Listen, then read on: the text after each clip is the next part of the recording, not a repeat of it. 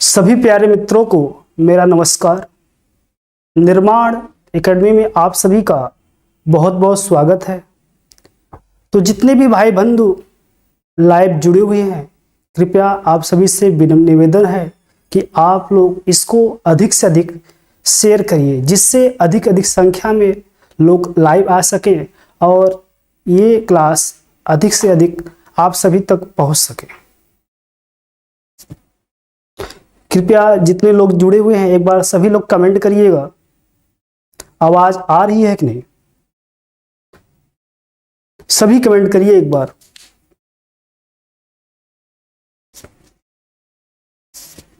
चलिए ठीक है। Babbu Yadav, good evening sir, good evening. तो चलिए हम लोग कुछ महत्वपूर्ण टॉपिक, भोजन स्वास्थ्य, जो पर्यावरण का बहुत ही महत्वपूर्ण टॉपिक है, आज हम लोग स्टार्ट कर रहे हैं। तो इसके लिए आप लोग सभी लोग लाइव हो जाइए और सभी लोग एक बार कमेंट करिए, एक बार सभी लोग कमेंट करिए, फिर क्लास को स्टार्ट किया जाए। सुष्मिता पुष्काकर, ठीक है। बाकी जितने लोग लाइव हैं एक बार शेयर करिए, इसको एक बार शेयर करिए आप लोग। कुछ चंद लाइन आप सभी के लोग के लिए बोलना चाहते हैं, कुछ चंद लाइन आप सभी के लिए बोलना चाहते हैं। नजरिया नजरिया निगाहों से न देख, नजरिया निगाहों से न देख, हम दरिया से नहाकर आए हैं। नजरिया निगाहों से न देख, हम दरिया से नहाकर आए हैं। हवा क्या खाक रास्ता रोकेगी, हवा क्या खाक रास्ता रोकेगी हमारा। हम तूफानों से टकराकर आए हैं, हम तूफानों से टकराकर आए हैं। सपनों को सच में बदलने के लिए, सपनों को सच में बदलने के लिए तो हम अपनों को छोड़कर आए हैं। तो चलिए आप सभी का बहुत बहुत धन्यवाद। जितने लोग लाइव हुए इसको एक बार शेयर कर दीजिएगा, जिससे क्लास को स्टार्ट किया जाए। चलिए क्लास को भी स्टार्ट किया जाए। चलिए आज हम लोग पर्यावरण का बहुत ही महत्वपूर्ण टॉपिक, जिसका नाम है क्या, भोजन स्वास्थ्य एवं स्वच्छता को स्टार्ट किया जाए।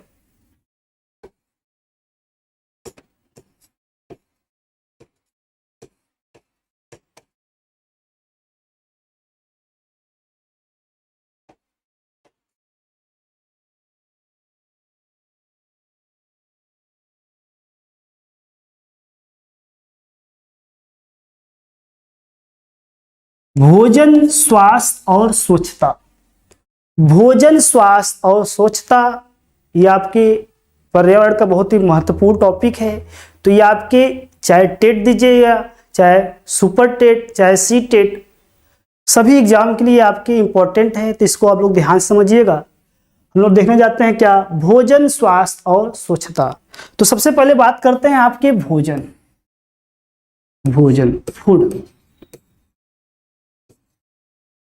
फूड टॉपिक की बात करते हैं। चलिए बताइएगा। Kanchan Raj, good evening sir. देखिए जितने लोग लाइव हुए एक बार शेयर करिए, इसको जम के शेयर करिए आप लोग। जितने लोग लाइव हुए हैं एक बार इसको जम के शेयर करिए, जिससे अधिक से अधिक लोग लाइव आ सकें। ठीक, चलिए आज हम लोग टॉपिक पढ़ रहे हैं क्या, भोजन स्वास्थ्य और स्वच्छता। तो सबसे पहले बात करते हैं भोजन क्या होता है। तो हम कह सकते हैं भोजन वह खाद्य पदार्थ है, भोजन वह खाद्य पदार्थ है जिससे हमें क्या मिलती है, ऊर्जा की प्राप्ति होती है। भोजन वह खाद्य पदार्थ है जिससे हमें क्या मिलती है, ऊर्जा की प्राप्ति होती है। ठीक है। अब देखिएगा, हम लोग भोजन ग्रहण करते हैं, उसमें विभिन्न प्रकार के क्या होते हैं, पोषक तत्व होते हैं। विभिन्न प्रकार के पोषक तत्व होते हैं, जैसे क्या होता है, उसमें कार्बोहाइड्रेट होता है, प्रोटीन होता है, वसा होता है, विटामिन होता है, खनिज होता है। तो ये आपके विभिन्न प्रकार के पोषक तत्व होते हैं। तो जैसे देखिएगा, हम लोग भोजन ग्रहण करते हैं तो भोजन में सिर्फ रोटी नहीं खाते हैं, भोजन में सिर्फ रोटी नहीं खाते हैं, भोजन में हम लोग खाते हैं क्या, रोटी, चावल, दाल। समझ रहे बात। तो रोटी से आपको कार्बोहाइड्रेट ठीक है, चावल से भी आपको कार्बोहाइड्रेट, बाकी आपके दाल से प्रोटीन, सब्जियों से विटामिन, इन सभी की क्या होती है, प्राप्ति होती है। इन सभी की क्या होती है, प्राप्ति होती है। तो हम कह सकते हैं क्या, भोजन से हमें क्या मिलती है, भोजन से हमें ऊर्जा की प्राप्ति होती है। तो भोजन क्या है, भोजन की परिभाषा क्या है, भोजन की परिभाषा क्या हो जाएगी, वह खाद्य पदार्थ, वह खाद्य पदार्थ जिससे हमें ऊर्जा की प्राप्ति होती है, ऊर्जा की प्राप्ति होती है, ऊर्जा की प्राप्ति होती है, उससे हम लोग क्या बोलते हैं, भोजन बोलते हैं। उससे हम लोग क्या बोलते हैं, उससे हम लोग भोजन बोलते हैं। तो वह खाद्य पदार्थ जिससे हमें ऊर्जा की प्राप्ति होती है, उससे हम लोग बोलते हैं क्या, भोजन बोलते हैं। ठीक, तो चलिए इसको और आगे बात किया जाए, इसको आगे समझा जाए।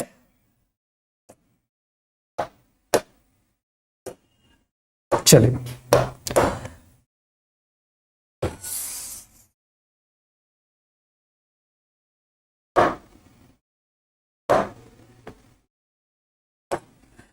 तो जैसे देखिएगा, हम लोग जो भोजन ग्रहण करते हैं, उस भोजन में तो देखेंगे क्या होता है, कार्बोहाइड्रेट होता है, कार्बोहाइड्रेट होता है। तो हम लोग जो भोजन ग्रहण करते हैं उसमें क्या खाते हैं, कार्बोहाइड्रेट खाते हैं। क्या खाते हैं, कार्बोहाइड्रेट खाते हैं। ठीक है, और क्या खाते हैं, कार्बोहाइड्रेट खाते हैं और प्रोटीन खाते हैं। और क्या खाते हैं, प्रोटीन खाते हैं। ठीक है, और क्या खाते हैं, और वसा खाते हैं, फैट्स खाते हैं। ठीक है, और क्या खाते हैं, और हम खाते हैं क्या, और खाते हैं आपके विटामिन खाते हैं। क्या खाते हैं, विटामिन खाते हैं। और क्या खाते हैं, और हम लोग खनिज खाते हैं। और क्या खाते हैं, खनिज खाते हैं। ठीक है, तो हम लोग जब भोजन ग्रहण करते हैं तो उसमें होता है क्या, कार्बोहाइड्रेट होता है, प्रोटीन होता है, वसा होता है, विटामिन होता है और खनिज होता है। तो ये सब क्या करते हैं, हम लोग खाते हैं। Sanju Bind, good evening sir, good evening. तो बात समझिएगा, जब हम लोग भोजन ग्रहण करते हैं उसमें क्या होता है, कार्बोहाइड्रेट होता है, प्रोटीन होता है, वसा होता है, विटामिन होता है और खनिज होता है। तो देखिएगा, यहां से प्रश्न ये बनता है, बताइए भोजन के कौन कौन से घटक होते हैं। तो भोजन के ये सब क्या है, घटक हैं। कौन कौन से घटक भोजन के होते हैं, भोजन के कार्बोहाइड्रेट घटक है, प्रोटीन है, वसा है, विटामिन है और खनिज है। ये सभी क्या हैं, आपके भोजन के घटक हैं। ये सभी क्या हैं, आपके भोजन के घटक हैं। ठीक है, Sushma Maurya, good evening sir, good evening. बाकी जितने लोग लाइव हुए हैं इसको एक बार जम के शेयर करिए, जिससे सभी लोग लाइव आ सके। तो देखिएगा, हम लोग जो भोजन ग्रहण करते हैं तो उसमें क्या होते हैं, विभिन्न प्रकार के घटक होते हैं। कार्बोहाइड्रेट होते हैं, प्रोटीन होते हैं, वसा होते हैं, विटामिन होते हैं, खनिज होते हैं। अब यहां से एक प्रश्न बनता है कि बताइए भोजन के वे कौन से घटक हैं, भोजन के वे कौन से घटक हैं जिनसे हमें ऊर्जा की प्राप्ति होती है। बताइए भोजन के वे कौन कौन से घटक हैं जिनसे हमें ऊर्जा की प्राप्ति होती है। तो वो कौन कौन से घटक हैं, तो वह है आपके कौन कौन से, तो वह है आपके कार्बोहाइड्रेट है, प्रोटीन है, वसा है। तो कार्बोहाइड्रेट, प्रोटीन, वसा, इन तीनों से हमें क्या होती है, ऊर्जा की प्राप्ति होती है, ऊर्जा की प्राप्ति होती है। तो प्रश्न बनता है भोजन के कौन से घटक हैं जिनसे हमें ऊर्जा की प्राप्ति होती है। तो भोजन के वे घटक हैं कौन कौन से, वह है आपके क्या, कार्बोहाइड्रेट है, प्रोटीन है, वसा, इन सभी से क्या मिलती है, ऊर्जा की प्राप्ति होती है। बात समझ आ रही। अब दूसरा प्रश्न ये बनता है, अब बताइए इनमें से कौन सा भोजन का घटक है जो सबसे ज्यादा ऊर्जा देता है। बताइए, सभी लोग कमेंट करिएगा, VK Maurya, good evening sir, बिल्कुल गुड इवनिंग। बाकी जितने लोग लाइव हुए बस शेयर करिए, इसको शेयर करिए। तो देखिएगा, बात को समझिएगा, हमने क्या बताया, वह कौन सा भोजन के घटक हैं जिनसे ऊर्जा की प्राप्ति होती है। तो कार्बोहाइड्रेट है, प्रोटीन है, वसा है, इन सब से ऊर्जा की प्राप्ति होती है। लेकिन अगर प्रश्न पूछा जाएगा, बताइए इनमें से सबसे अधिक ऊर्जा कौन देता है, तो देखिएगा हम बात करते हैं आपके, अगर हम लोग 1 ग्राम कार्बोहाइड्रेट खाते हैं, 1 ग्राम कार्बोहाइड्रेट खाते हैं तो 4.2 किलो कैलोरी ऊर्जा की प्राप्ति होती है। अगर हम लोग 1 ग्राम कार्बोहाइड्रेट खाएंगे तो 4.2 किलो कैलोरी ऊर्जा की प्राप्ति होती है। अगर 1 ग्राम हम लोग प्रोटीन खाते हैं तो 4.1 किलो कैलोरी ऊर्जा की प्राप्ति होती है, ठीक है। लेकिन अगर बात किया जाए 1 ग्राम वसा खाएंगे, फैट्स खाएंगे तो 9.3 किलो कैलोरी ऊर्जा की प्राप्ति होती है। तो देखिएगा, इसमें से बताइए सबसे अधिक ऊर्जा कौन दे रहा है। तो देखेंगे सबसे अधिक ऊर्जा कौन दे रहा है, सबसे अधिक ऊर्जा दे रहा है आपका क्या, वसा दे रहा है। सोच लीजिएगा, 1 ही ग्राम कार्बोहाइड्रेट खा रहे तो 4.2, 1 ही ग्राम प्रोटीन खा रहे तो 4.1 और 1 ग्राम वसा खा रहे हैं तो 9.3 किलो कैलोरी ऊर्जा। तो बताइए इनमें से कौन सा पोषक पदार्थ है, वह कौन सा घटक है जो सबसे ज्यादा ऊर्जा देता है, बताइए। तो सीधी से लग रहा है 1 ही ग्राम वसा खा रहे हैं तो हमको 9.3 किलो कैलोरी ऊर्जा की प्राप्ति हो रहा है, इसलिए वसा सबसे ज्यादा क्या करता है, ऊर्जा देता है। बिल्कुल मनोज पाल, कार्बोहाइड्रेट, ठीक है। बात समझ आए, सबसे अधिक ऊर्जा कौन देगा, यह आपके वसा देगा। लेकिन अगर प्रश्न घुमा के पूछा जाए, बताइए हमारे शरीर की ऊर्जा की आवश्यकताओं की पूर्ति कौन करता है, तो क्या बताएंगे। सभी लोग कमेंट बताइएगा, सभी लोग कमेंट करिएगा। अगर प्रश्न पूछा जाए, बताइए वह कौन सा भोजन का घटक है जो हमारे शरीर की ऊर्जा की आवश्यकताओं की पूर्ति करता है, तो बताइए क्या बताएंगे आप लोग, बताइए आंसर बताइए। सभी लोग कमेंट करिएगा, सभी लोग कमेंट करिए, एक बार आंसर बताइए आप लोग। तो देखिएगा, हम बात करते हैं आपके, अगर कार्बोहाइड्रेट, प्रतिदिन कार्बोहाइड्रेट कितना लेना चाहिए, प्रतिदिन आपको 400 से 450 ग्राम कार्बोहाइड्रेट लेना चाहिए। प्रतिदिन आपको कार्बोहाइड्रेट कितना लेना चाहिए, प्रतिदिन आपको 400 से 450 ग्राम कार्बोहाइड्रेट लेना चाहिए। प्रोटीन कितना लेना चाहिए, प्रोटीन लेना चाहिए 60 से 70 ग्राम। प्रतिदिन आपको प्रोटीन कितना लेना चाहिए, 60 से 70 ग्राम प्रतिदिन आपको प्रोटीन लेना चाहिए, ठीक है। वसा कितना लेना चाहिए, वसा आपका कह सकते हैं आपके 50 से 60 ग्राम प्रतिदिन आपको वसा कितना लेना चाहिए, सब वसा कितना लेना चाहिए आपको 50 से 60 ग्राम। अब यहाँ पे देखिएगा सबसे ज्यादा क्या खा रहे हैं, सबसे ज्यादा क्या खा रहे हैं।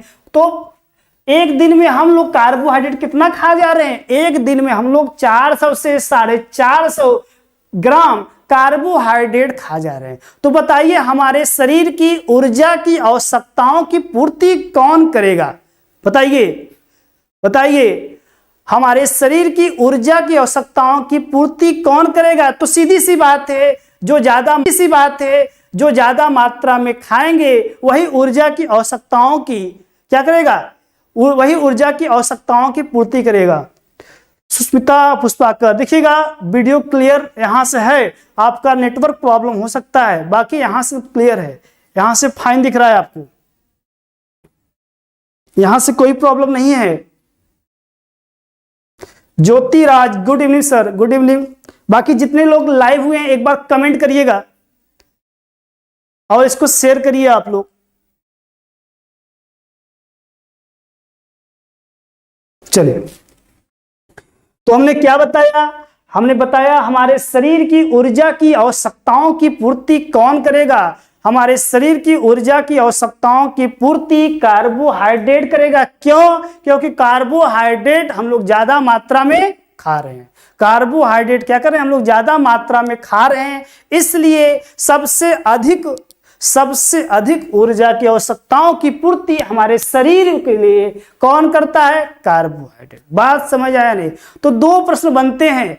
एक प्रश्न बनेगा सबसे अधिक ऊर्जा कौन देता है, कौन सा पोषक पदार्थ देता है, या भोजन का वह कौन सा घटक देता है, तो वसा आ जाएगा। ठीक है। लेकिन अगर प्रश्न पूछा जाएगा कि बताइए हमारे शरीर की ऊर्जा की आवश्यकताओं की पूर्ति कौन करता है, तब बताएंगे क्या? कार्बोहाइड्रेट। क्यों? क्योंकि कार्बोहाइड्रेट ज्यादा मात्रा में खाते हैं। बात समझ में आया कि नहीं? ठीक है। अब यहां से बात करते हैं, हमने देखा क्या? कार्बोहाइड्रेट हमको ऊर्जा दे रहा है, प्रोटीन भी दे रहा है, वसा भी दे रहा है। ठीक है। लेकिन अगर बात किया जाए विटामिन और खनिज क्या कर रहे हैं, विटामिन और खनिज क्या कर रहे हैं, बताइए। विटामिन और खनिज का भी कोई न कार्य होगा। क्यों विटामिन खाया जाता है, क्यों खनिज खाते हैं, इसका भी कोई कुछ कार्य होगा। तो हम बात करते हैं विटामिन क्या काम करता है। तो देखिएगा, जो विटामिन है यह हमें ऊर्जा नहीं देता। अब भाई ऊर्जा नहीं देता तो इसको हम लोग क्यों खाते हैं? देखिएगा, विटामिन हमें ऊर्जा नहीं देता, बल्कि यह हमें रोगों से रक्षा करता है, रोगों से रक्षा करता है, रोगों से बचाता है। जैसे समझिएगा, अगर आपके शरीर में विटामिन ए की कमी हो जाएगी, अगर आपके शरीर में विटामिन ए की कमी हो जाएगी तो क्या होगा? तो आपको रतौंधी हो जाएगा। अगर विटामिन सी की कमी हो जाएगी तो क्या हो जाएगा? वो आपके स्कर्वी रोग हो जाएगा। तो विटामिन अगर कमी होगा तो हमको रोग होंगे, अगर विटामिन कम होगा तो हमको क्या हो जाएंगे? रोग होंगे। तो कह सकते हैं विटामिन क्या काम करता है? विटामिन हमें रोगों से रक्षा करता है, शरीर का बॉडीगार्ड भी कह सकते हैं। ये शरीर का बॉडीगार्ड विटामिन को भी कह सकते हैं। तो प्रश्न बनता है वह कौन सा पोषक पदार्थ है या वह कौन सा भोजन का घटक है जो शरीर का बॉडीगार्ड कहा जाता है? तो शरीर का बॉडीगार्ड विटामिन को कहा जाता है। क्यों? क्योंकि जो विटामिन होते हैं यह हमें रोगों से रक्षा करने का काम करते हैं। बात समझ में आया नहीं? चलिए बस कमेंट करिएगा, सभी लोग कमेंट करिए। मनोज पाल, विटामिन, बिल्कुल मनोज पाल, विटामिन रोगों से लड़ने की क्षमता प्रदान करता है। बिल्कुल। तो हमने देखा क्या विटामिन क्या काम करता है? रोगों से लड़ने की क्षमता प्रदान करता है। बाकी बात करते हैं खनिज। खनिज क्या काम करता है? खनिज हमें ऊर्जा नहीं देता, तो खनिज क्या काम करता है? खनिज की बात समझिएगा, खनिज उत्प्रेरक की तरह कार्य करता है। किसकी तरह? उत्प्रेरक। उत्प्रेरक क्या होता है? इसे बोलते हैं क्या? कैटेलिस्ट। अब उत्प्रेरक क्या होते हैं? उत्प्रेरक समझिएगा, इसको समझिए। कोई क्रिया अगर धीमी हो रही है तो उत्प्रेरक मिला देने से वह अभिक्रिया क्या होती है? वह अभिक्रिया तीव्र हो जाती है, गति प्रदान करती है। जैसे समझिएगा, आप धूप में चल रहे हैं, आपकी एनर्जी लेवल डाउन हो गई है, लेकिन अगर आपको वहीं पे कोई पानी पिला दे, ग्लूकॉन डी का पानी पिला देगा, तो जिससे क्या हो जाएगी? आपको एनर्जी आ जाएगी, फिर से ताकत आ जाएगी और फिर से आपकी स्पीड बढ़ जाएगी। उसी प्रकार खनिज जो हम लोग खाते हैं, खनिज क्या काम करते हैं? जितने भी जैविक क्रिया होते हैं उस जैविक क्रिया को क्या करते हैं? तेजी लाने का प्रयास करते हैं। इसको ऐसे समझिएगा, जैसे अगर आपको चोट लग गया और चोट जब लगा तो क्या होता है? ब्लड बहता है। अगर उस ब्लड में कैल्शियम खनिज की कमी होगी, तो क्या होगा? वह रक्त का थक्का जो 2 से 3 मिनट में जमना था, वह रक्त का थक्का अब 7 से 8 मिनट में जमेगा। बात को समझ में आया नहीं? तो अगर खनिज है, अगर कैल्शियम है, तो अब क्रिया जो धीरे हो रही थी वह अब क्रिया अब तीव्र गति प्रदान करेगी। बात समझ आए? तो खनिज का काम क्या होता है? खनिज का काम कोई भी जैविक क्रिया है उस जैविक क्रिया को क्या काम करता है? उत्प्रेरित करने का काम करता है। तो हमने देखा क्या भोजन के कौन कौन से घटक होते हैं? तो भोजन के कार्बोहाइड्रेट होता है, प्रोटीन होता है, वसा होता है, ठीक है, विटामिन होता है, खनिज होता है। बाकी आपके जो तीन हैं, कार्बोहाइड्रेट हैं, प्रोटीन है और वसा हैं, ये क्या काम करते हैं? यह हमें ऊर्जा देते हैं। बाकी विटामिन और खनिज क्या काम करता है? विटामिन हमें रोगों से रक्षा करता है और खनिज उत्प्रेरक की तरह व्यवहार करता है। ठीक है, तो चलिए इसको एक बार आप लोग स्क्रीनशॉट ले लीजिएगा, फिर हम लोग इसके आगे की बात करते हैं।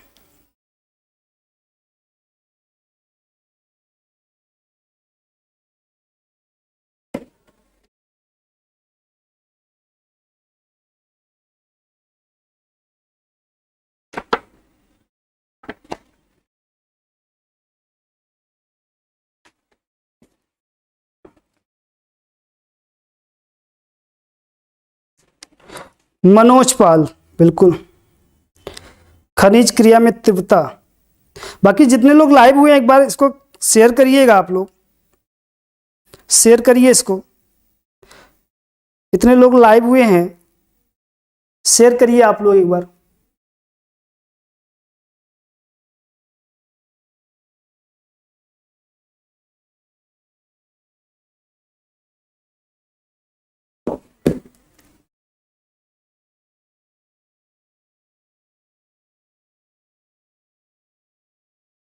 चलिए हो गया होगा।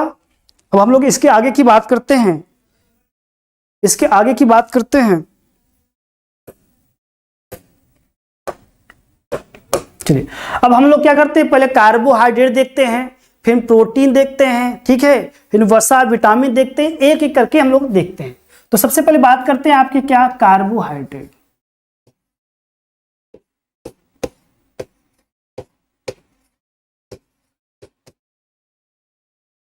कार्बोहाइड्रेट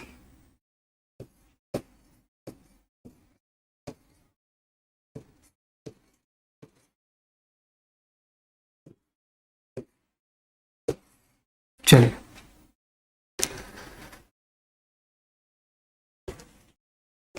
बात को समझिएगा। कार्बोहाइड्रेट, कार्बोहाइड्रेट हम लोग क्यों खाते हैं? अभी हमने देखा जो कार्बोहाइड्रेट है, जो कार्बोहाइड्रेट है यह हमें ऊर्जा देने का कार्य करता है, ऊर्जा देता है, ऊर्जा देता है। लेकिन ठीक है, यह ऊर्जा तत्काल देता है।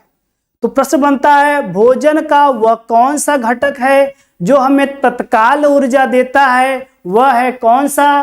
कार्बोहाइड्रेट है। तो हम कह सकते हैं हमें तत्काल ऊर्जा देता है, तत्काल ऊर्जा देता है।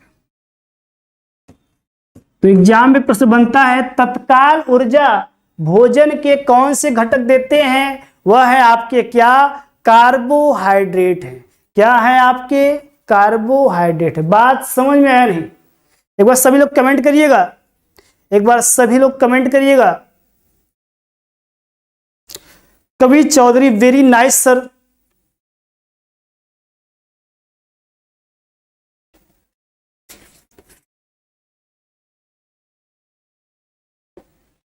चलिए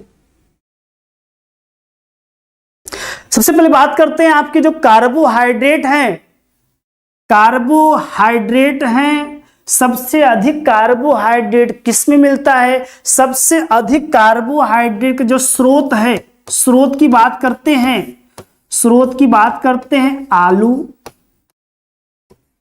आलू, चावल, मक्का, रोटी, अनाज। इन सभी में कार्बोहाइड्रेट पाया जाता है। तो एक बार एग्जाम में प्रश्न बनता है, बताइए सर्वाधिक कार्बोहाइड्रेट किसमें पाया जाता है। तो देखिएगा दो ऑप्शन देगा, एक आलू भी देगा और एक चावल भी देगा। तो सबसे फर्स्ट प्रायोरिटी इसको देंगे, अगर ये ऑप्शन में नहीं होगा तो आप चावल दीजिएगा। बात समझ में आया नहीं? सबसे फर्स्ट प्रायोरिटी आलू को दीजिएगा क्योंकि सबसे ज्यादा कार्बोहाइड्रेट आपके बालू में, उसके बाद फिर आपके चावल में, मक्का में और मोटे अनाजों में भी क्या होती है, आपके कार्बोहाइड्रेट पाई जाती है। ठीक है, चलिए अब बात करते हैं जो आपके कार्बोहाइड्रेट है किसके बने होते हैं। कार्बोहाइड्रेट बने होते हैं आपके कार्बन, हाइड्रोजन, ऑक्सीजन के बने होते हैं। कार्बोहाइड्रेट बने होते हैं क्या, कार्बन, हाइड्रोजन, ऑक्सीजन के बने होते हैं और इसका एक निश्चित अनुपात होता है 1:2:1। एक नाम सुना होगा ग्लूकोज। तो ग्लूकोज क्या है, एक प्रकार का कार्बोहाइड्रेट है। फॉर्मूला क्या होता है, C6H12O6, C6H12O6। अगर इसको हम लोग क्या करते, काटेंगे तो आएगा क्या, 1:2:1 में आएगा। ठीक है, फिर बात समझिएगा, कार्बोहाइड्रेट जो बने होते हैं कार्बन, हाइड्रोजन, ऑक्सीजन के बने होते हैं, इसका एक निश्चित अनुपात होता है 1:2:1 में होता है। ठीक, इतनी बात समझ में आया नहीं? अब बात करते हैं आपके कार्बोहाइड्रेट के स्रोत की बात करते हैं, स्रोत की बात करते हैं। चलिए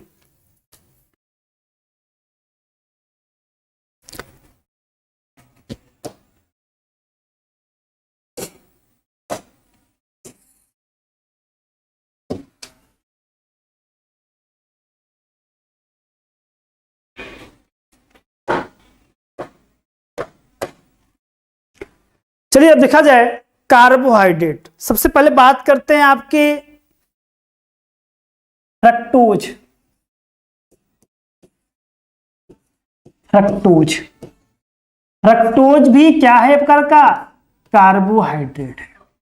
एक फ्रक्टोज होता है, आपके एग्जाम में पूछता है, और एक है आपका क्या, एक है आपका कह सकते हैं सुक्रोज। सुक्रोज,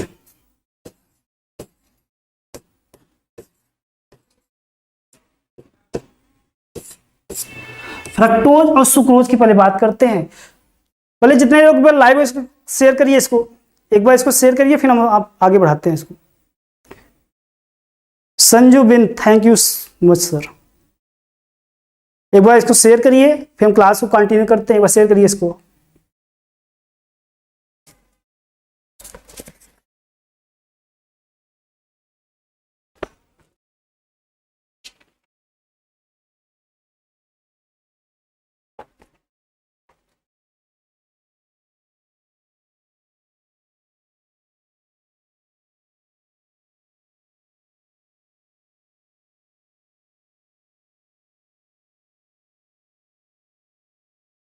चलिए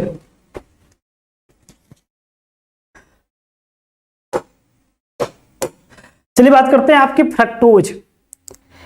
फ्रक्टोज और आपकी बात करते हैं सुक्रोज। इसको समझने के पहले आपको समझना होगा कार्बोहाइड्रेट के प्रकार और कार्बोहाइड्रेट की सबसे छोटी इकाई क्या होती है, इसके बारे में आपको समझना होगा। फिर हमको एक एक पॉइंट इसको समझाते हैं। सुक्रोज क्या होता है, फ्रक्टोज क्या होता है, लैक्टोज क्या होता है। ठीक है, हम लोग इसकी बात करते हैं। तो पहले समझते हैं आपके कार्बोहाइड्रेट की जो छोटी इकाई है। कार्बोहाइड्रेट की छोटी इकाई क्या है, कार्बोहाइड्रेट की छोटी इकाई है शर्करा।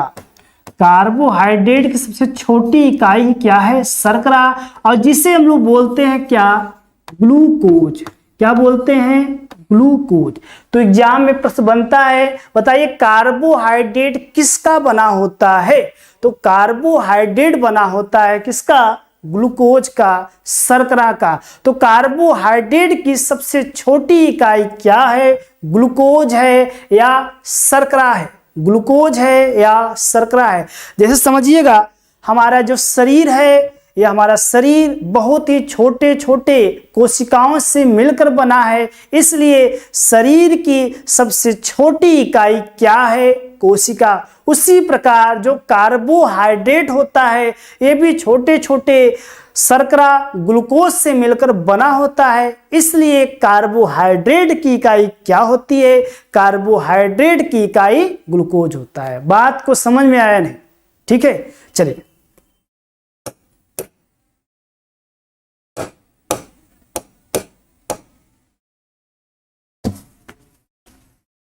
तो चलिए पहले बात किया जाए शर्करा के आधार पे कार्बोहाइड्रेट कितने प्रकार के होते हैं। तो लिख सकते हैं यहां पे शर्करा के आधार पर शर्करा के आधार पे कार्बोहाइड्रेट कितने प्रकार के होते हैं? तो शर्करा के आधार पे कार्बोहाइड्रेट 3 प्रकार के होते हैं। कार्बोहाइड्रेट 3 प्रकार के होते हैं। कौन कौन से? मोनोसेकेराइड,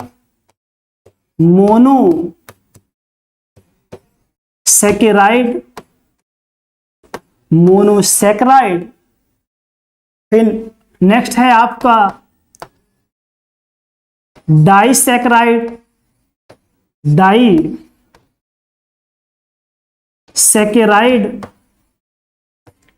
और तीसरा है आपका पॉलीसेकेराइड।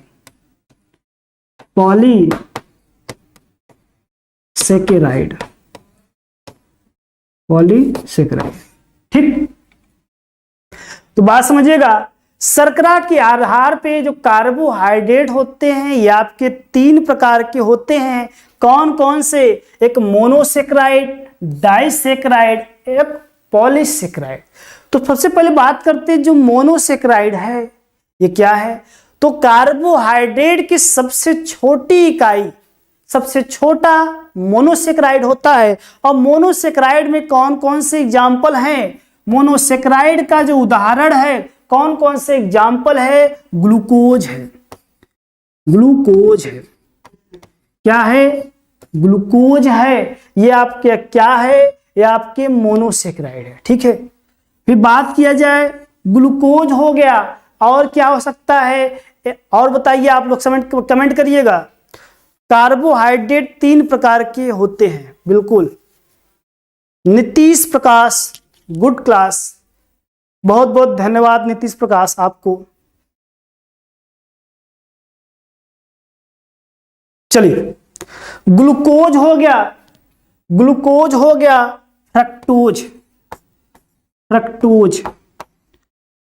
ग्लूकोज हो गया, फ्रक्टोज हो गया, और क्या हो सकता है? गैलेक्टोज।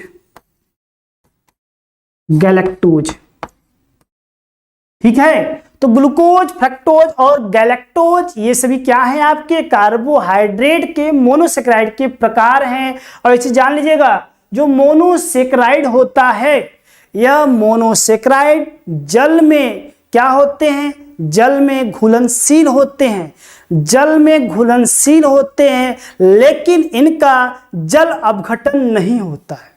जल में घुलनशील है, जल में घुल जाएंगे, लेकिन इनका जल अपघटन नहीं होता है। जल अपघटन होता क्या है? जैसे अगर किसी चीज को पानी में डाल दीजिएगा वह टूट जाए, उसे बोलते हैं क्या? जल अपघटन। तो अगर इन पदार्थों को, चाहे ग्लूकोज हो, चाहे फ्रक्टोज हो, चाहे लैक्टोज हो, अगर इसको पानी में डाल देंगे घुल तो जाएगा लेकिन टूटेगा नहीं। क्यों? क्योंकि यह कार्बोहाइड्रेट की सबसे छोटी इकाई है, अब इसके और टुकड़े नहीं किए जा सकते। इसलिए जो आपके मोनोसेकेराइड होता है यह जल में घुलनशील होता है, लेकिन इनका जल अपघटन नहीं होता है। क्यों? क्योंकि सबसे छोटे हैं, ये टूटते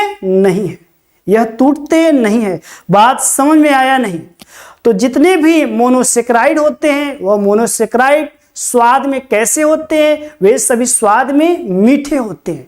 तो हमने बताया क्या, मोनोसेक्राइड कार्बोहाइड्रेट की सबसे छोटी इकाई है और इसमें जितने भी आएंगे, चाहे ग्लूकोज हो, चाहे फ्रक्टोज हो, चाहे गैलेक्टोज हो, या जल में तो घुल जाएंगे लेकिन जल में टूटेंगे नहीं। इस क्रिया को बोलते हैं क्या, जल अपघटन। तो इनका जल अपघटन नहीं होता क्योंकि सबसे छोटे हैं। बात समझ में आया नहीं? और स्वाद में क्या होते हैं, मीठे होते हैं। तो चलिए बात किया जाए ग्लूकोज कहां कहां पाया जाता है। ग्लूकोज पाया जाता है आपके क्या, जितने भी अनाजें होती हैं, चाहे मोटे अनाज, चाहे गेहूं चावल, इन सभी में, गेहूं चावल मटर, इन सभी में क्या होती है, ग्लूकोज होता है। अंगूर में भी क्या होता है आपके, ग्लूकोज ही होता है। बात समझ में आया नहीं? फ्रक्टोज कहां पाया जाता है? फ्रक्टोज की बात किया जाए, बताइए फ्रक्टोज पाया कहां जाता है?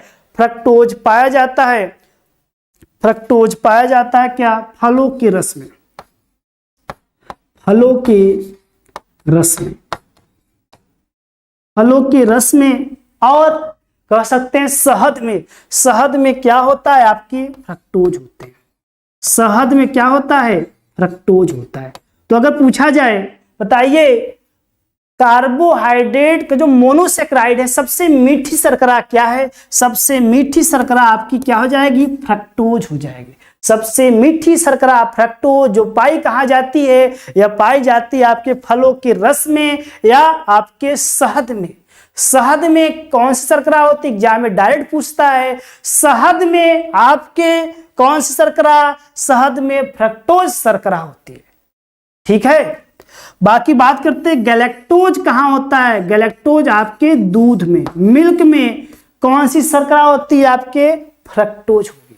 तो बात को समझ में आया नहीं?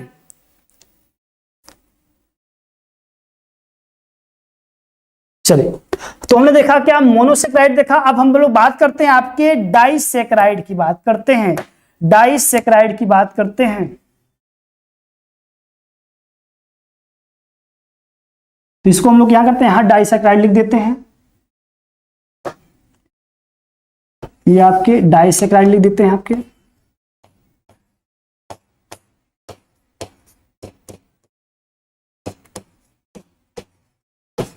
डाइसेक्राइड, तो देखिए डाइसेक्राइड में कौन कौन से एग्जाम्पल हो सकते हैं।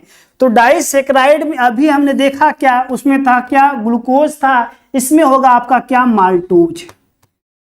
माल्टोज हो जाएगा। ठीक है, और क्या हो जाएगा, और हो जाएगा सुक्रोज। सुक्रोज, और क्या हो सकता है आपके, लैक्टोज। लैक्टोज। ठीक है, तो माल्टोज, सुक्रोज, लैक्टोज। एक चीज बता देते हैं, आपके जो डाइसेक्राइड है, डाइसेक्राइड जो होते हैं यह स्वाद में मीठे होते हैं और जल में घुलनशील होते हैं और इनका जल अपघटन होता है। क्यों? क्योंकि यह मोनोसेक्राइड इकाइयों के, दो मोनोसेक्राइड इकाइयों से मिलकर बने होते हैं। जैसे ग्लूकोज, ग्लूकोज मिल गया तो ये क्या हो जाएगा, ग्लूकोज, ग्लूकोज क्या है आपका का मोनोसेक्राइड था, लेकिन दो ग्लूकोज मिल गए आपस में तो इसे बोल दिया गया क्या, डाइसेक्राइड बोल दिया। तो डाइसेक्राइड जो है वह डाइसेक्राइड मोनोसेक्राइड की दो इकाइयों से मिलकर बना होता है और इसलिए यह जल में घुलनशील भी है और इनका जल अपघटन होता है। क्यों? क्योंकि पानी में डालेंगे तो जैसे आपका माल्टोज है, ये जो माल्टोज दिख रहा है आपको, बात समझिएगा, यह माल्टोज आपके ग्लूकोज, ग्लूकोज और ग्लूकोज, ग्लूकोज और ग्लूकोज कह सकते हैं आपके ग्लूकोज और ग्लूकोज, दो ग्लूकोज इकाइयां मिलकर, दो ग्लूकोज इकाइयां मिलकर माल्टोज का निर्माण करती हैं। और माल्टोज कौन से है, माल्टोज आपका कौन सा कार्बोहाइड्रेट है, ये आपके डाइसेक्राइड है। ठीक है, तो जैसे अगर हम लोग माल्टोज को हम लोग पानी में डाल देंगे, माल्टोज को वैसे ही पानी में डालेंगे, घुल तो जाएगा और ये टूट भी जाएगा, इनका जल अपघटन भी होगा। क्यों? क्योंकि माल्टोज बना होता है क्या, ग्लूकोज की दो इकाइयों से। तो जैसे ही पानी में डालेंगे इनका जल अपघटन हो जाएगा, टूट जाएंगे और ग्लूकोज जो दो थे वो ग्लूकोज क्या हो जाएंगे, अलग हो जाएंगे। ठीक है, बात समझ आया नहीं? फिर बात करते हैं आपकी जो सुक्रोज है, यह सुक्रोज भी आपके दो मोनोसेक्राइड इकाइयों से मिलकर बना होता है। एक ग्लूकोज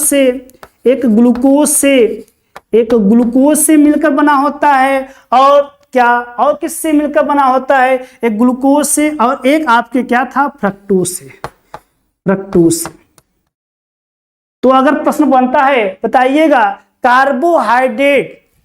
कार्बोहाइड्रेट की सबसे मीठी शर्करा कौन सी होती है? तो सबसे मीठी शर्करा आपका क्या होता है? सुक्रोज होता है।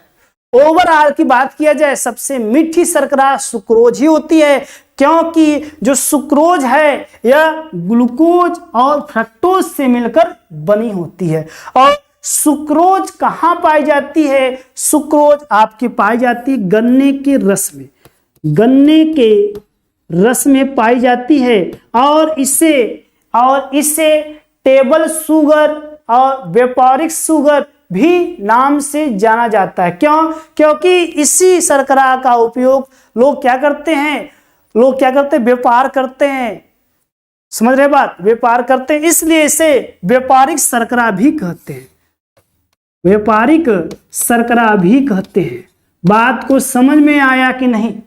तो जो आपका फ्रक्टोज है, यह पाया कहां जाएगा? गन्ने के रस में पाया जाएगा, और यह कार्बोहाइड्रेट की सबसे मीठी शर्करा होती है।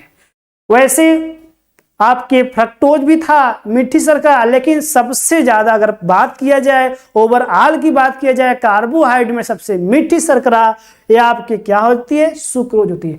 और इससे भी मीठी होती है, लेकिन वह ये सब प्राकृतिक है, लेकिन अभी बात की इससे भी मीठी होती है, जिसका नाम है क्या? सैक्रिन। जो सैक्रिन है, यह सैक्रिन लेकिन कृत्रिम कार्बोहाइड्रेट है, सबसे मीठी होती है, लेकिन जो सैक्रिन है यह कृत्रिम होता है, लेकिन जो सुक्रोज है यह आपके क्या है? प्राकृतिक है। बात समझ में आया नहीं? तो सबसे मीठी शर्करा अगर प्राकृतिक की बात किया जाए तो क्या हो जाएगा? सुक्रोज होगा, लेकिन अगर कृत्रिम की बात किया जाए तो क्या हो जाएगा? कृत्रिम की बात हो जाएगा तो क्या हो जाएगा? ठीक।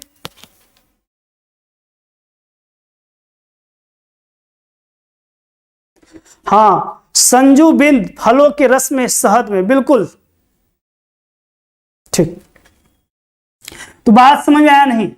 अब बात किया जाए आपके लैक्टोज। जो लैक्टोज है यह भी आपके ग्लूकोज और किससे? और आपके भी बताया क्या? गैलेक्टोज। तो एग्जाम में प्रश्न बनता है, बताइए लैक्टोज जो शर्करा है यह कहां पाई जाती है? लैक्टोज शर्करा आपके दूध में पाई जाती है, मिल्क में पाई जाती है। तो लैक्टोज शर्करा कहां पाई जाती है? दूध में। तो प्रश्न बनता है, जो दूध मीठा लगता है वो किस शर्करा से लगता है? वह लगता है क्या? लैक्टोज शर्करा। लैक्टोज शर्करा के कारण क्या होता है? दूध मीठा लगता है। दूध में कौन सा प्रोटीन होता है? बिल्कुल, दूध में होता है आपका क्या? केसीन प्रोटीन होता है। कौन सा प्रोटीन होता है? केसीन प्रोटीन होता है। बात को समझ में आया नहीं? तो बात किया जाए दूध में कौन सी शर्करा होती है? दूध में आपके लैक्टोज शर्करा होती है। ठीक है। अगर बात किया सबसे मीठी शर्करा भी मैंने बताया कौन सा? फ्रक्टोज। अगर बात किया जाए आप कह सकते हैं कृत्रिम रूप से आपका सैक्रिन सबसे मीठी शर्करा कृत्रिम रूप से जो बनाई जाती है, लगभग कह सकते हैं इस सुक्रोज से 250 से 300 गुना अधिक मीठा होता है। लेकिन अगर आप उसको खाएंगे तो आपको मीठा नहीं लगेगा। सबसे अधिक मात्रा में क्या है? उसमें अधिक मात्रा में क्या है? सुक्रोज मिला है।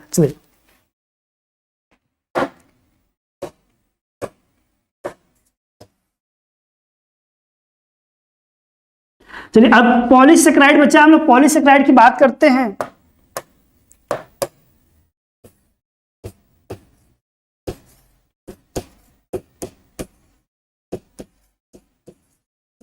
पॉलीसेकेराइड सबसे पहले बात करते हैं। जो आपके पॉलीसेकेराइड है, यह पॉलीसेकेराइड, मोनोसेकेराइड और डाइसेकेराइड की कई सारी इकाइयों से मिलकर बना होता है। कौन? पॉलीसेकेराइड। और एक चीज जान लीजिएगा, जो पॉलीसेकेराइड है यह जल में क्या होती है? अघुलनशील। बहुत इंपॉर्टेंट पॉइंट है, जल में अघुलनशील होती है। इसके पहले जितने हमने देखा, इसके पहले हमने मोनोसेक्राइड देखा, डाइसेक्राइड देखा, वह जल में घुल जाते थे, लेकिन जो पॉलीसेक्राइड है यह जल में नहीं घुल पाते। बात को समझ में आया नहीं? तो कह सकते हैं आपके जो पॉलीसेक्राइड है वह जल में अघुलनशील होते हैं, ठीक है। और ये स्वाद में मीठे भी नहीं होते हैं, स्वाद में मीठे नहीं होते, स्वाद में मीठे नहीं होते, स्वाद में मीठे नहीं होते। बात समझ में आया नहीं? तो हम कह सकते हैं आपके क्या जो पॉलीसेक्राइड है, जो पॉलीसेक्राइड है जल में अघुलनशील, जल में घुलते भी नहीं है और स्वाद में मीठे नहीं होते। बात समझ में आया नहीं? स्वाद में मीठे भी नहीं होते। अब बात किया जाए कौन कौन से पॉलीसेक्राइड होते हैं, कौन कौन से पॉलीसेक्राइड होते हैं, चलिए हम देख लिया जाए।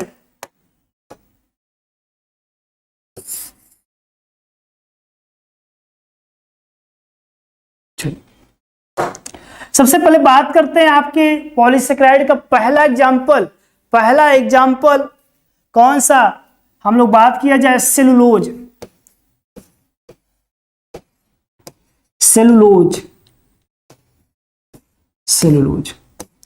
सबसे पहला प्रश्न है, जो सेलुलोज है यह कार्बोहाइड्रेट है, प्रोटीन है कि वसा है? बताइए क्या है आपके जो सेलुलोज है यह आपके कार्बोहाइड्रेट का प्रकार है। और कार्बोहाइड्रेट में कौन से प्रकार का है, मोनोसेक्राइड है कि डाइसेक्राइड है कि पॉलीसेक्राइड है? तो जो आपके सेलुलोज है यह आपके कार्बोहाइड्रेट का पॉलीसेक्राइड है। और सेलुलोज पाया कहाँ जाता है? तो जो सेलुलोज होता है यह पाया जाता है आपके प्लांट में। किसमें पाया जाता है? प्लांट में, पादप में पाया जाता है। और पादप के किस भाग में पाया जाता है? पादप के प्लांट के सेल वाल में, के कोशिका भित्ति में पाया जाता है, के कोशिका भित्ति में पाया जाता है, कोशिका भित्ति में पाया जाता है।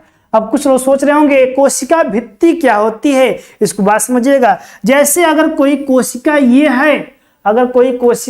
है, अगर इसके ऊपर क्या हो जाए, कवर हो जाए, अगर इसके ऊपर कवर कर दिया जाए तो इसे बोलते हैं क्या, इसके ऊपर बोलते हैं, कैसे बोलते हैं क्या, कोशिका का दीवार, कोशिका का दीवार, इसी बोलते हैं क्या, कोशिका भित्ति, इसी को बोलते हैं क्या, कोशिका भित्ति। और जिस एक चीज जान लीजिएगा, कोशिका भित्ति सभी में नहीं होगा, कोशिका भित्ति सिर्फ किस में होगा, सिर्फ पौधे में होगा, प्लांट में होगा। जंतुओं में कोशिका भित्ति नहीं पाई जाती और पौधों में कोशिका भित्ति पाई जाती है। इसलिए पौधे की जो आपके ऊपरी परत होती है बहुत ही हार्ड होती है। बात समझ में आया नहीं? तो पौधे की कोशिका भित्ति में क्या पाया जाता है? सेलुलोज पाया जाता है। क्या पाया जाता है? सेलुलोज पाया जाता है। बात समझ में आया नहीं? अब बात किया जाए सेलुलोज का काम क्या होता है।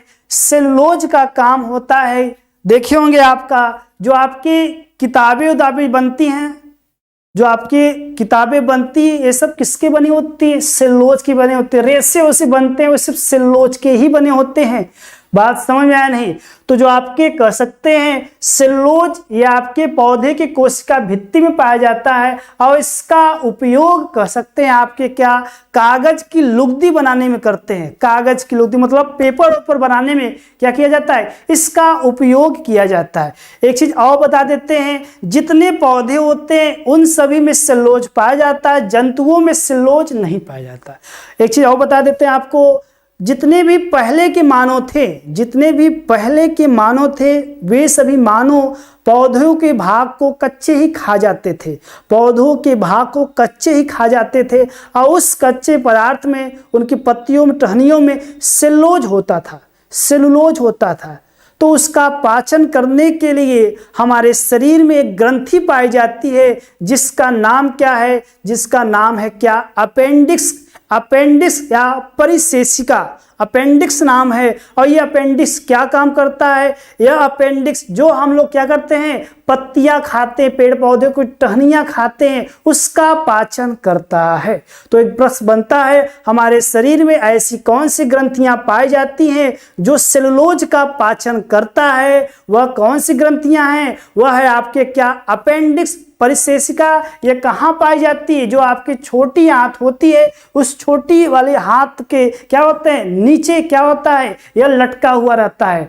लेकिन अब इसका उपयोग दिन पर दिन क्या हो जाए, कम होता जा रहा है। क्यों? क्योंकि यह ग्रंथियों का हम लोग उपयोग इसलिए कम होता जा रहा है क्योंकि अब हम लोग जो भोजन ग्रहण कर रहे हैं उस भोजन को पका के खा रहे हैं।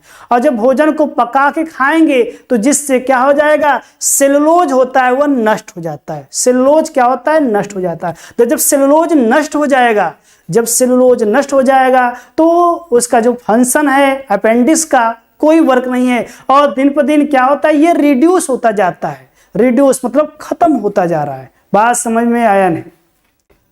तो सेलुलोज क्या है प्रकार का, कार्बोहाइड्रेट है। नोट कर लीजिएगा इसको। संजू बिंद सबसे कम मीठी शर्करा गन्ने की रस में पाया जाता है।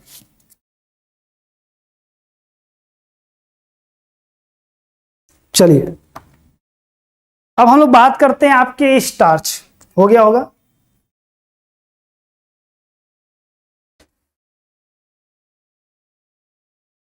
अगला हम लोग पॉलीसेकेराइड का उदाहरण लेते हैं।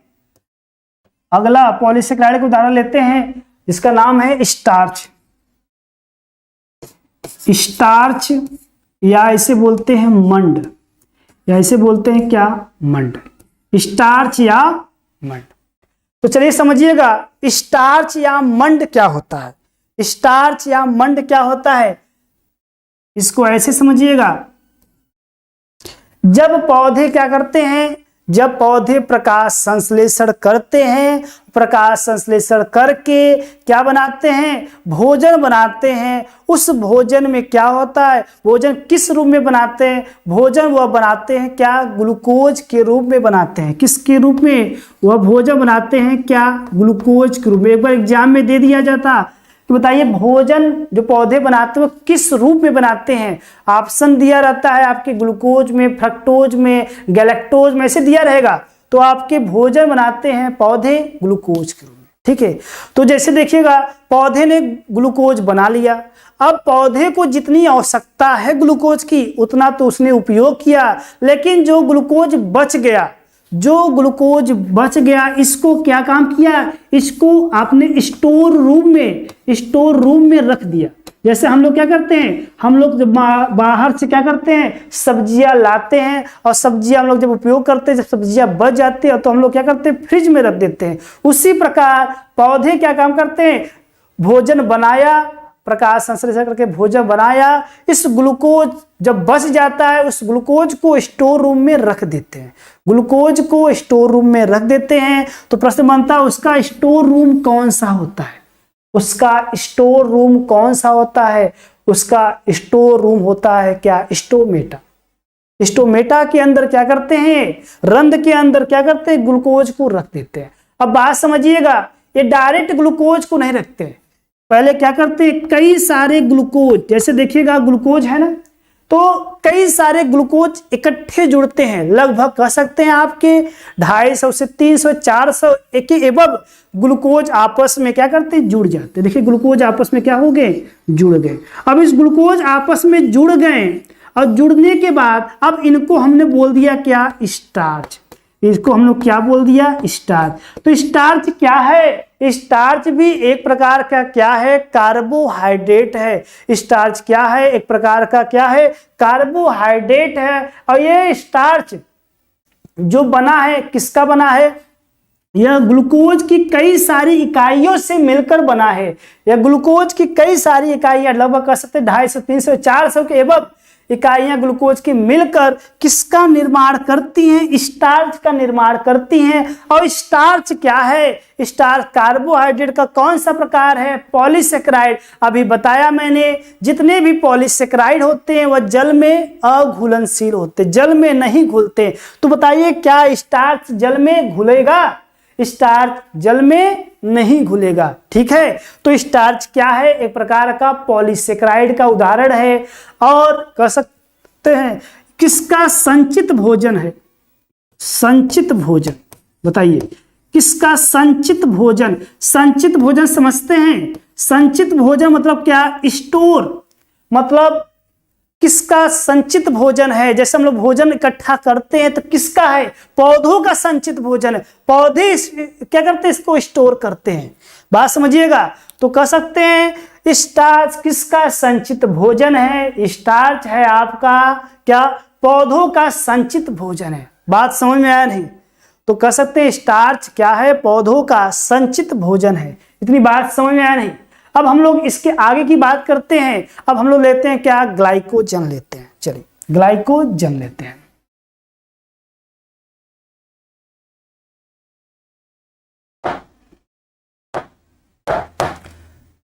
ग्लाइकोजन,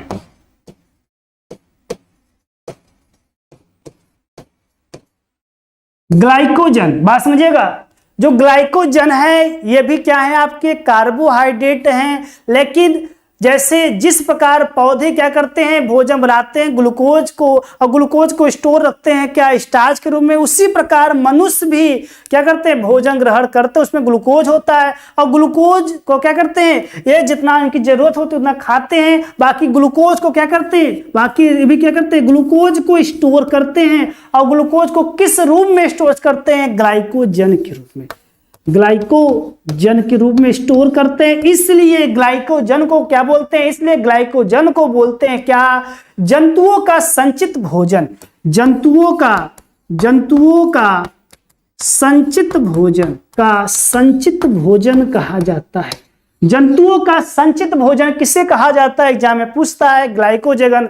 लेकिन अगर प्रश्न पूछा जाएगा पौधों का संचित भोजन क्या होता है? पौधों का भी संचित भोजन में देखा क्या? स्टार्च होता है। उसी प्रकार जो जंतु होते हैं, जंतु भी भोजन को क्या करते हैं? ग्लूकोज को स्टोर करते हैं ग्लाइकोजन के रूप में, और ग्लाइकोजन के रूप में स्टोर करते हैं। इसलिए ये जो ग्लाइकोजन है ये जंतुओं का संचित भोजन है। और ये स्टोर कहाँ होते हैं? ये मनुष्य के या जंतुओं के लीवर में स्टोर होते हैं। लीवर मतलब यकृत में, जिगर में क्या होते हैं? ये स्टोर होते हैं। तो सभी हमने देखा क्या? आपके कह सकते हैं सेलुलोज देखा, स्टार्च देखा, ग्लाइकोजन देखा। एक लास्ट अभी बचा है आपका क्या? इंसुलिन। इसको देख के आपको क्या करते हैं? इसको समाप्त करते हैं कार्बोहाइड्रेट को।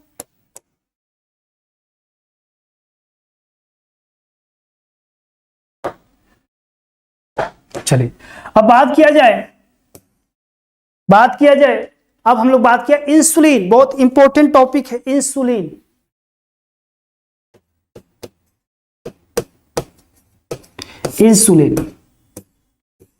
इंसुलिन की जो खोज है, हाँ बिल्कुल संजू बिन प्लांट, बिल्कुल इंसुलिन की जो खोज है यह Best and Banting and Best ने किया। बैटिंग एवं बेस्ट ने किया। बैटिंग एवं बेस्ट ने किया। इंसुलिन जो है, इंसुलिन किसका बना होता है? इंसुलिन बना होता है आपके कह सकते हैं यह होता है क्या? फ्रक्टोज से। फ्रक्टोज की कई सारी इकाइयां मिलकर इंसुलिन का निर्माण करती हैं। और जो इंसुलिन होता है यह किस खनिज का बना होता है? यह इसमें होता है क्या? जिंक खनिज होता है। ठीक है इंसुलिन। अब बात किया जाए इंसुलिन जो है आपके क्या काम करता है? इंसुलिन का काम जो है बहुत इंपॉर्टेंट है। तो देखिएगा आपके शरीर में ग्लूकोज लेवल होता है। ठीक है, उस ग्लूकोज लेवल को नियंत्रित करता है क्या? इंसुलिन। इंसुलिन एक प्रकार का क्या है? इंसुलिन एक प्रकार का हार्मोन्स है। इंसुलिन एक प्रकार का हार्मोन्स है। हार्मोन्स अब क्या होते हैं? हार्मोन्स एक प्रकार के रासायनिक संदेशवाहक होते हैं। यह सिर्फ सूचना को ले जाते हैं और अपने लक्ष्य तक, टारगेट तक क्या करते हैं? कार्य कराने में मदद करते हैं। ठीक है, तो इंसुलिन का काम यही होगा। इंसुलिन एक प्रकार का हार्मोन से, यह निकलता कहां से है? यह आपके निकलता है क्या? अग्नाशय ग्रंथि से निकलता है। किससे निकलता है?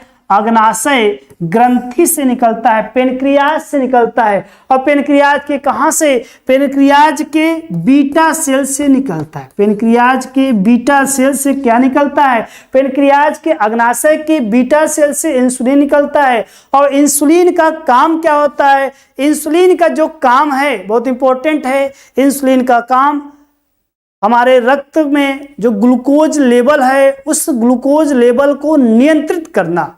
तो कह सकते हैं इंसुलिन का काम क्या है? रक्त में ग्लूकोज लेवल को नियंत्रित करना।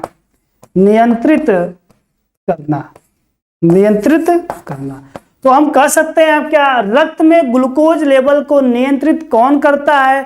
रक्त में ग्लूकोज लेवल को नियंत्रित इंसुलिन हार्मोन्स करता है। एक बात समझिएगा, अगर इंसुलिन निकलना बंद हो जाए तो क्या हो जाएगा? अगर इंसुलिन निकलना बंद हो जाएगा तो रक्त में ग्लूकोज का लेवल बढ़ जाएगा। और जब ग्लूकोज का लेवल बढ़ जाएगा तो एक बीमारी हो जाता है जिसका नाम है क्या? डायबिटीज या मधुमेह या शुगर रोग। तो शुगर रोग में क्या होता है? शुगर रोग में जो व्यक्ति का जो इंसुलिन हार्मोन्स है यह निकलना कम हो जाता है, बंद हो जाता है, जिससे रक्त में ग्लूकोज लेवल लगातार बढ़ता जाता है। तो लोग क्या करते हैं? वे सारी जो चीजें, सारे खाद्य पदार्थ है जो ग्लूकोज लेवल जिसमें ज्यादा होता है उसको खाना बंद कर देते हैं। ठीक है, उसको खाना बंद कर देते हैं। तो अगर रक्त में अगर आपकी ग्लूकोज लेवल बढ़ जा रहा है तो इसका कहने का अर्थ यह है इंसुलिन जो हार्मोन्स है वो निकलना प्रॉपर मात्रा में क्या हुआ? कम कर दिया है। इसलिए क्या होता है? डायबिटीज रोग, जितने भी लोग पेशेंट होते हैं डायबिटीज के, इसमें इंसुलिन निकलना बंद हो जाता है। चलिए इसको नोट करिएगा, फिर हम लोग इसके आगे की बात करते हैं।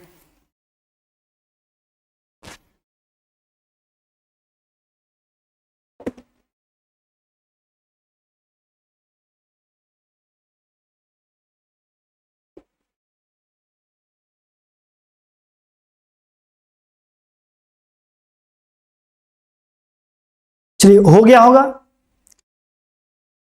तो आप लोग को बता देता हूं, कल से आपका क्लास जो रात को 9 बजे है ये आपके 8 ही बजे रहेगा। 8 से 9 प्रतिदिन आपका लाइव क्लास रहेगा। तो आप लोग जितने भी लोग हैं कल 8 बजे लाइव हो जाइएगा, और जिससे हम लोग क्या करेंगे? अच्छे से अच्छे आपको प्रयास करेंगे। टेट, सुपर टेट जो भी एग्जाम होने वाली है उसमें हम लोग क्या करते हैं? बेहतर करने का प्रयास करेंगे। तो चलिए आज के लिए यही, धन्यवाद आप सभी का।